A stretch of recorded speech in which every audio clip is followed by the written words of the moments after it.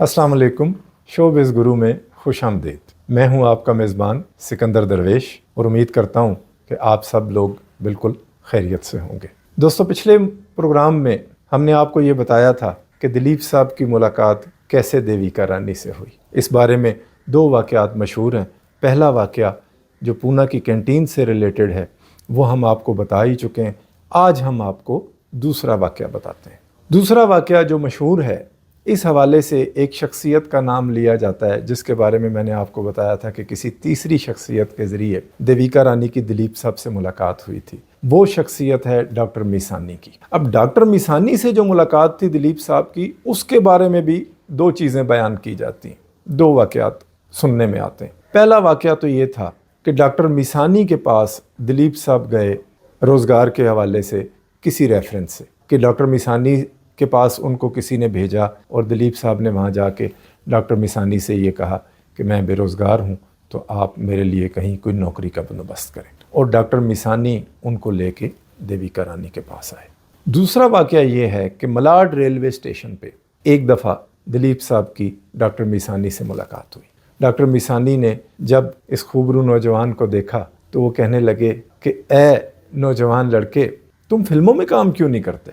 तुम्हारी माशाल्लाह इतनी पुरअसर शख्सियत है, इतना प्यारा चेहरा है तुम्हारा, तुम किसी हीरो से कम नहीं हो, तुम्हें चाहिए कि तुम फिल्मों में काम करो।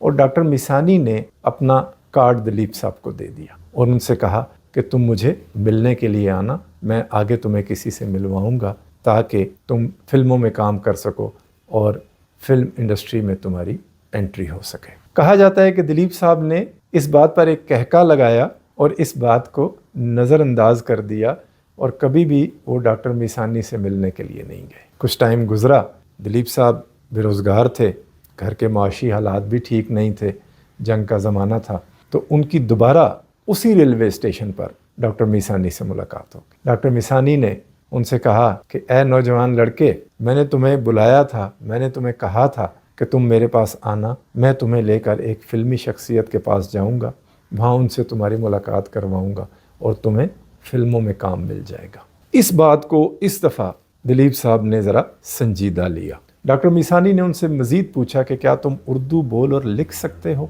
तो दिलीप साहब ने उन्हें बताया कि मैं इंग्लिश, उर्दू, फ़ारसी तीनों ज़बानें बोल भी सकता हूँ और मैं लिख भी सकता हूँ। डॉक्टर मिसानी ने कहा कि तुम मेरे पास आना तो मैं तुम्हें लेकर एक फ़िल्मी शख्सियत के पास जाऊँगा। उस वक़्त तक दिलीप साहब को नहीं पता था कि वो फ़िल्मी शख्सियत जो हैं वो कोई ख़ातून होंगी और उनका नाम होगा देविका रानी और वो एक फ़िल्म स्टूडियो की मालिक होंगी। दिलीप साहब एक दिन डॉक्टर मिसानी साहब से मिलने के लिए पहुंच गए। उनके दिए हुए एड्रेस पर डॉक्टर मिसानी से उनकी मुलाकात हुई और डॉक्टर मिसानी उनको लेकर बॉम्बे टाकीज़ स्टूडियो चले गए। यहाँ हम आपको एक चीज़ और बता दें कि 14 साल की उम्र तक दिलीप साहब ने कभी कोई फ़िल्म नहीं देखी थी और जब दिलीप साहब बॉम्बे टाकीज़ स्टूडियो में डॉक्टर मिसानी के साथ दाखिल हुए तो उस वक़्त तक दिलीप साहब ने सिर्फ एक फ़िल्म देखी हुई थी और वो भी कोई दस्तावेज़ी फ़िल्म थी।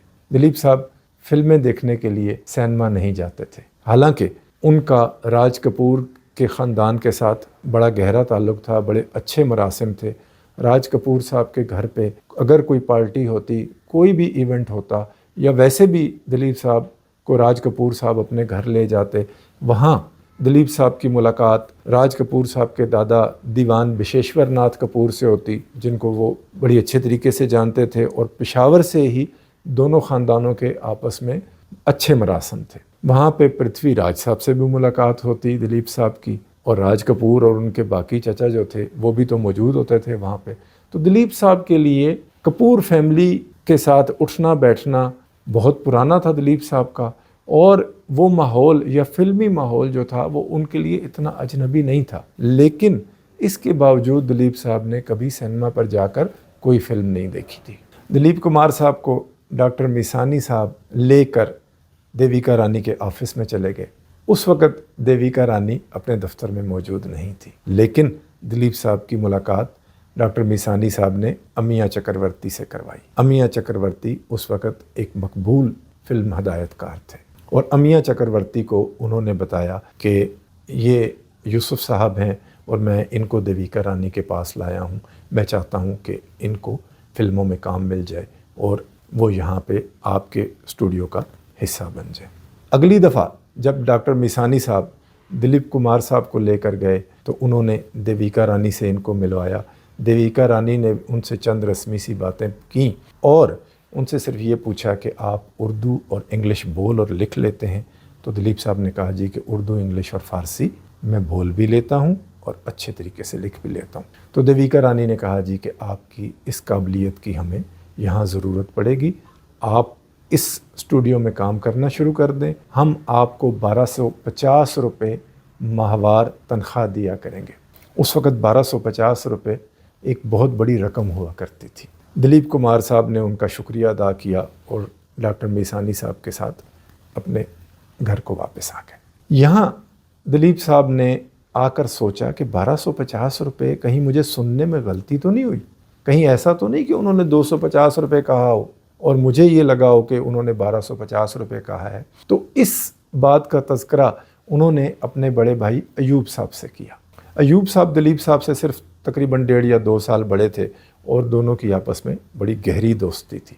تو دلیپ صاحب نے ان کو بتایا کہ مجھے اس طرح ملازمت مل گئی ہے اور انہوں نے مجھے کہا ہے کہ ہم آپ کو 1250 روپے ماہوار تنخواہ دیں گے۔